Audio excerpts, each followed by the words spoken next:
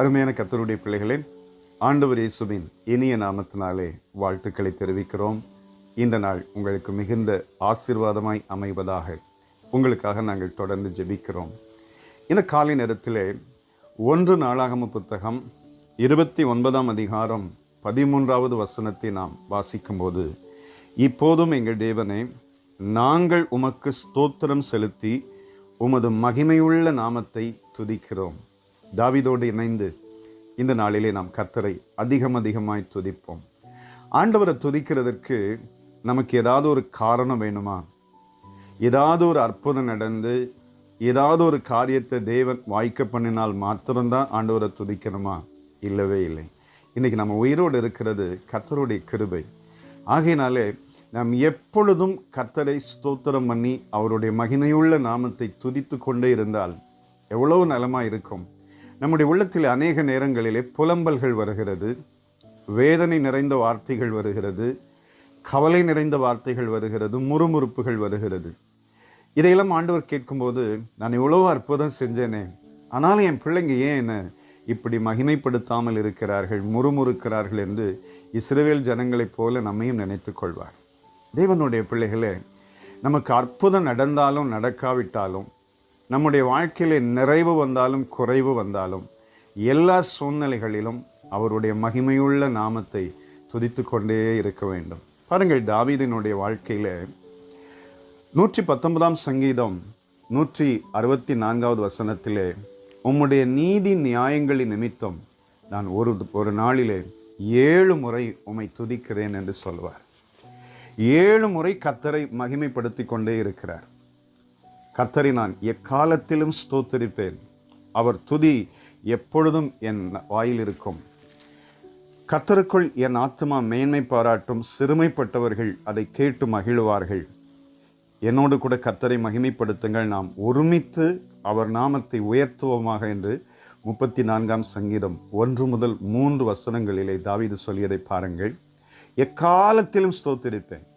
தாவீதுக்கு நெருக்கங்கள், போராட்டங்கள், சஞ்சலங்கள் நிறைய வந்தது. பாருங்கள், 31ஆம் சங்கீதத்திலே 10வது வசனத்திலே சொல்லும்போது, என் பிராணன் சஞ்சலத்தினாலும் என் வருஷங்கள் தவிப்பினாலும் கழிந்து போயிற்று, என் அக்கிரமத்தினாலே என் பலன் குறைந்து என் எலும்புகள் உலர்ந்து போயிற்று. பயங்கர ஒரு நெருக்கம். 31ஆம் சங்கீதம் 12வது வசனத்திலே, செத்தவனைப் போல எல்லாராலும் மறக்கப்பட்டேன், உடைந்த பாத்திரத்தை போலானேன். 11வது வசனத்திலே, என் சத்துருக்களாகிய யாவர் நிமித்தமும் நான் என் அயலாருக்கு நிந்தையும் எனக்கு அறிமுகமானவர்களுக்கு அருக்களிப்புமானேன், வீதியிலே என்னை கண்டவர்கள் என்னை கண்டு விலகி ஓடினார்கள். 31ஆம் சங்கீதம் 13வது வசனத்திலே, அநேகர் சொல்லும் அவதூறை கேட்டேன், எனக்கு விரோதமாய் அவர்கள் ஏகமாய் ஆலோசனை பண்ணுகிறதினால் திகில் என்னை சூழ்ந்து கொண்டது, என் பிராணனை வாங்க தேடுகிறார்கள். நிறைய நெருக்கம், போராட்டம் தாவீதுக்கு வந்து கொண்டே இருந்தது. ஆனாலும் கர்த்தரை துதிக்கிறதை, மகிமைப்படுத்துகிறதை மறக்கவில்லை. சகோதரா, சகோதரி, நம்முடைய ஆண்டவர் நமக்கு அற்புதம் செய்தாலும் செய்யாவிட்டாலும், நம்முடைய ஜெபத்தை இப்பொழுது கேட்டு அற்புதம் செய்தாலும், தாமதித்து கேட்டு அற்புதம் செய்தாலும், ஆண்டவரை துதித்து கொண்டே இருக்க வேண்டும். எக்காலத்திலும் ஸ்தோத்தரிக்க வேண்டும்.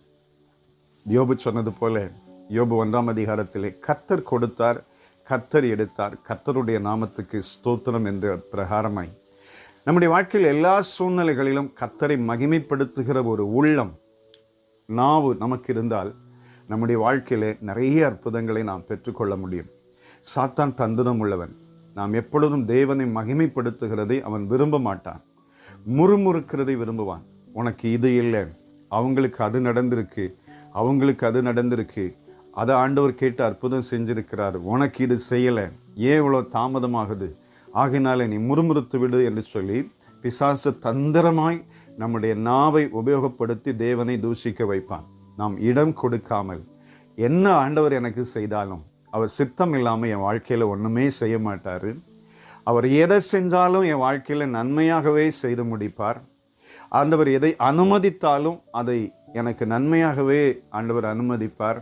ஆகையினாலே நான் முறுமுறுக்க மாட்டேன், நான் கர்த்தரை மகிமைப்படுத்தி கொண்டே இருப்பேன் என்று நம்முடைய உள்ளத்திலே கர்த்தரை மகிமைப்படுத்தி கொண்டே இருப்போமானால் நிச்சயம் இயற்கைக்கு அப்பாற்பட்ட அற்புதங்களை நாம் காண முடியும்.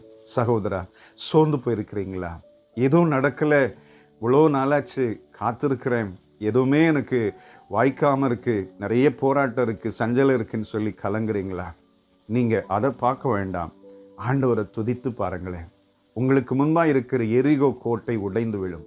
நீங்கள் துதித்து பாருங்கள். அமலேக்கியர்கள், மோவாபியர், சேயீர் மலை தேசத்தார் எல்லாரும் உங்களை கண்டு விலகி ஓடுவார்கள். நீங்கள் துதித்து பாருங்கள், கர்த்தர் உங்களுக்காக யுத்தம் பண்ணுவார். நீங்கள் துதித்து பாருங்கள், உங்களுக்கு வாசல் திறக்கப்படும். கர்த்தரை துதிக்கிற பிள்ளைகள் ஒரு காலம் சோர்ந்து போவதில்லை. ஆண்டவரை துதிக்கிற பிள்ளைகளுடைய வாழ்க்கையில ஒரு காலம் சோர்வு வரவே வராது. இன்றைக்கு நீங்கள் கர்த்தரை மகிமைப்படுத்துங்கள். நிச்சயம் இந்த மாலைக்குள் நீங்கள் அற்புதங்களை காண முடியும். நான் விசுவாசத்தோடு சொல்கிறேன், நம்முடைய தேவன் அற்புதங்களின் தேவன். நாம் ஒருமித்து அவர் நாமத்தை துதித்து மகிமைப்படுத்துவோம். சேர்ந்து ஜெபிக்கலாமா? அருமை பிதாவே, இந்த நல்ல நேரத்துக்காய் ஸ்தோத்திரம். நாங்கள் எல்லாரும் சேர்ந்து உம்முடைய மகிமையுள்ள நாமத்தை உயர்த்துகிறோம், ஸ்தோத்திரம் பண்ணுகிறோம். தாவீது எப்பொழுதும் கர்த்தரை துதித்து கொண்டே இருந்தது போல, மகிமைப்படுத்தி கொண்டிருந்தது போல, நாங்களும் மகிமைப்படுத்தி உம்முடைய அற்புதமான நாமத்தை துதிக்க தேவன் கிருபை செய்யுங்க. இதை காண்கிற ஒவ்வொருவரையும் ஆசீர்வதித்து அவர்கள் உள்ளத்தில் எல்லா நேரங்களிலும் துதி நிறைந்திருக்க செய்யுங்கப்பா. இயேசு இரட்சகர் நாமத்தில் வேண்டிக் கொள்கிறோம் பிதாவே. ஆமென், ஆமென். God bless you. Amen.